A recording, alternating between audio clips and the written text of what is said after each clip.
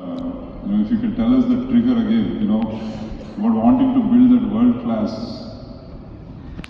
world champion of champions, right? I mean, a lot of champions and.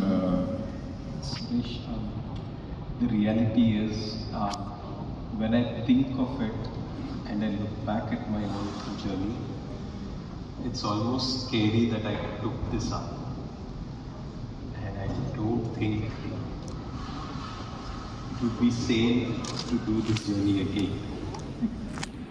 Because it just needed to happen that way, so it happened for a while. Because I remember three instances also where I would leave home at about 4-8 en route from Machibowli to the academy to home. I would park my car to the side and sleep on the road. And 3 times actually police have caught me sleeping on the road. So that is how it was. It was crazy because the amount of work, the amount of risk was taken was insane. But I also, as you rightly said, we can all think of it retrospectively. But truly, I think it's only divine grace that I've been able to do it. I remember the words of one spiritual master, Jillalamudi Amma. She was from Chirala, a small town. And she would say, the impulse, inspiration, and the intention to do it also comes from the grace. I think that is what is important. I think today I can say that I have done it or you've done it, but truly even to make this thing happen is also divine grace. So I would really think there were so many things in this whole bargain which could have gone wrong. To even save the academy from 3 chief ministers was impossible. To fight a government was impossible. But then, when I look at it, I would see that at the toughest of times, somebody out of the blue comes up and helps you for no reason. And that is grace. And it was destined that this has to happen that way. And I think I'm very fortunate to be part of that story for making it happen for whatever reason. But I would really look at it that way without putting it. But if I had to do this journey, I would be really scared because it was to think of the journey itself is very scary. Yeah. And in that moment, we did what had to be done. Actually, I think, thanks, that was excellent. And I think that's what's the opportunity to be in this game, right, or play that such a big role. And I just wanted to give you a little background about the poultry industry in India. Today, I think we give roughly employment to about 2 crore people. And it's about 2 lakh crores now. But when my father started or whatever it started, the same thing, right? I mean, we're doing, and if you see what's going to happen over the next 20 years, that will only be 6-7 times bigger. It's one of, and in fact, I think there was a report once saying that poultry has created more jobs than Narega did, with no investment from government, right? Obviously. So today we are number 2. Officially, we are not yet, but number 2 egg producer in the world. And 1965, when my dad started, I think we were in 90th or something. Probably Vatican was producing more eggs than India. But today we are number 2 in the world, and chicken we are number 4. And still, you consider that 40% of our children are malnourished, right? And 50% of the expectant mothers are this thing, right? So I just wanted to give you a little bit of background on what we have achieved. And today I think they're close to 1,500, 2,000 people in this hall, and we are all there. And one of the reasons why we wanted actually you here is to talk about how you went through what you went through, and do that. And I know about the story about the Chief Minister going after you and all that. So again, the politics is not the point, but fighting that, and getting out of that and going to court and all that, because you're not knowing your personality. It's not, you're not again a very confrontational person off court, I guess. So, but that was tough. So what? I mean, of course, you mentioned grit and the fight and pride. So I think, could you again please tell us more about that? Well, I think I think when you take up sport as a career in 1990, 85, I started playing, but literally in 90, I took this up as a career. It means that you're not thinking too much. Especially in those days. In those days, there's nothing like a career for a non-cricketing sport. So taking it up itself means that you've kind of abandoned logic in some sense. Because if you want to think, then it doesn't make sense. But truly, I think on the way up, you're not thinking of a plan B. And that is truly what has happened in my time as well. So we did what needed to be done, and we were ready to start off from zero if it needed to be again. And I think that's what has been the quality which sport teaches you. And having been playing sport for so long, I think that is what I've been imbibed with. But truly, it's also the family which does this, because when you're on court, you're dealing one-on-one. You lose. But when you risk your family and their lifestyle for what you are passionate about, it cannot be done without the family's support. And I'm very fortunate that they accepted that if we have to do it this way, we'll do it this way. So I think it's more happened by will, God's grace, rather than me putting together all the pieces, because it would have been impossible to put all the pieces together. Yeah, I think Steve Jobs said that you always connect the dots backwards, right, not forward. And I think, yeah. So one of the things, Gopi, and it's been in media a lot about, if you don't eat chicken or eggs, I don't know if you said eggs, but I think it was there. You cannot, do that. I think the point I want to cover about the importance of nutrition. I just wanted to give you a small example. Some years back, when Chandrababu Naidu had become Andhra CM, and he asked us, what can I do for the industry? So in those days, they were giving 3 eggs in midday meals, but actually children were not getting 3 eggs. Somewhere it was getting lost. So I said, sir, please implement that. Make sure 3 eggs are going to the children and picked up from the farmers. So in the next few months, they fixed that, and it started happening. And 2 years later, Tamil Nadu was giving 5 or 6. So I said, how do I make Andhra do that? So, but then before I was even thinking on how, they said, we are going to do it 5. And I asked them why, So they said, children marks have gone up 15%, which again, is very important for our. Hello. And 2, they said they've grown taller. The attention in class, actually absenteeism is almost gone off because they're not falling sick anymore. And they said behavior improvement. I said, what do you mean by behavior improvement? How do you measure that? They said, all teachers are like giving back feedback that children are participating in the class, asking questions, and which never used to happen. But especially from where you are and developing champions and all that, I think nutrition is a huge component of that, right? And for India to develop to the level it needs to. So what do you think about that? And maybe something for all of us to tell us the role we are playing in the society. I think when we look at every Olympic cycle, we come out with the statistics saying that 1.3 billion people, 2 medals in Rio, 7 medals here, 6 medals there, and then everybody is after us. But truly, when we look at it, there are 2 aspects which we tend to forget. Is that 90% of the people, of the children, don't have access to sporting infrastructure.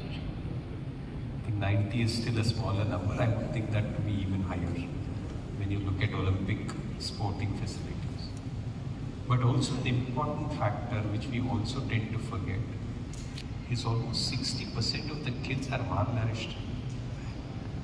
So what are we looking at? And since when we say this number is 1.3 billion, it's not 1.3 billion. It shrinks down drastically the moment you pick out malnutrition kids and the moment you pick out kids with no infrastructure for sport. So that's a big area. So if we need to develop ourselves for the future, nutrition is very critical and sport is very critical, and they go hand in hand. And I think there's a huge role of everybody. I'm happy that governments are doing it. I'm also happy that NGOs are doing it. And I'm sure that in the future we will have to sort this issue even more, because we are a growing population and we need to take care of these animals even more. So I think the role of industry is critical. Affordable protein, clean protein is something which we find it difficult to get in our normal food. And I think everybody in this room does a great job, and they need to push even further to ensure that more and more kids are healthy, parents are healthy, and our lifestyle is healthy. So only then we can aspire to be best. I come back to this one version. Think of sport, right? When we played sport across the world, think of what sport is. Look at Indian sport. Wrestling, Malkam, Kho-Kho, Kabaddi, hockey, yoga. These were the sports which India used to play. Look at the common thread between each of them. Hands and legs is equivalent, or sticks is equivalent. That's it. Small places, more people can play. This is what sport was, very local. Shift the scenario to Europe. What do you have? You have rugby, cricket, golf, soccer. These are the sports. Big grounds, soft grounds, lot of time, and the weather is nice. In terms, they can spend morning till evening to play. This is how sport was. Sport was very localized. It was never this competition where people would come together and compete. Even the Olympic model of sport was never about competition. It was amateurs coming together to show off their skills. This is what it truly was. So today when people talk of medals and pride and winning as a very important thing, they're missing the fundamental policy. Stronger, faster, higher. Not than anybody else. To be as strong as you can be, to jump as high as you can, to run as fast as you can, to throw as high as you can. And as Aurobindo and the mother talked about physical well-being, and the word of Vivekananda which spoke about it, have always been about being the best version of what you can be. And if our kids cannot explore the length and breadth of their physical being, to be as strong as they can be and lift as high as they can, or run as fast as they can, or run as far as they can, how can they even be visionaries on the mental side? So that for me is very critical, because let's not look at the medals as a parameter. Let us look at each person being the best version of what he can be physically. And I think if we do that, I think every aspect of that is very important, and nutrition becomes a very, very important aspect. So I had two more. One was a suggestion or maybe something, but before that I wanted to ask you, I don't know, after what you said, what next for Gopi? I mean, because I know badminton, you got us on, it's not done, it'll probably never be done. But I know you're now advising our part of the Olympics, this thing now. So what is Gopi going to do that we get better at Olympics? So I think all my life I've lived with this philosophy that I don't know what comes up in the future. Let's take care of it one day at a time. If I had a goal and a dream, I'm sure it would not have been as big as what I have achieved. So I'm afraid of dreaming because I might dream too little, too less. So for me, to take each day as it comes, God willing, we can see many good things happen, is how I would look at my life. And today things are a lot different. Back then, for the last, say, at least the first 10, 12 years of my coaching, from 2003 till 2015, 16, nobody bothered about it. So I would be isolated. Nobody thought that badminton would be a sport. Sport would be big. So people left me alone in some sense. If anybody was, they were more worried about the land than anything else. But today things are different. Today we have an ecosystem which is developed, an interest which is developed, and there are a lot more players in the ecosystem, whether it's players, parents, academies, coaches, associations, NGOs, corporates. There's a lot more people involved in sport. So today, to manage the ecosystem of sport needs a different mindset than what I had been doing over the years. It's been a bit of a challenge because it's not something which I'm used to, but I'm forced to. Hopefully in the years to come, we will provide a system in the country where a kid who's talented, wherever from he is, whether it is Kashmir or Kanyakumari or Mizoram or Gujarat, we can build a pathway for him to be the best in the world. And that's what I would really think to be. And I'm remembering what J.R.D. Tata has said, and this is some statement which I really like, because on one side I'm talking about physical literacy or each person plays sport. On the other side I'm talking about Olympics and best versions. So remember what he said, India doesn't become great by just removing poverty. It becomes great when you give its talented few an opportunity to be the best in the world. And that is what I look forward to. And that's what is my goal in a way, if you can say. thank you. I think, so of course we as an industry, we are, I think, I want to talk about some of the things we are proud of. Like in 60s, 70s, you know, chicken used to probably lay 70, 80 eggs. Today we are talking of 450 eggs. And yeah, when I joined the business in 98, it used to take 2.1 kilos to make 1 kilo of chicken. Now we have come down to as low as 1.2 kilos. Our resource requirements, Gopi, have come down something like 70%.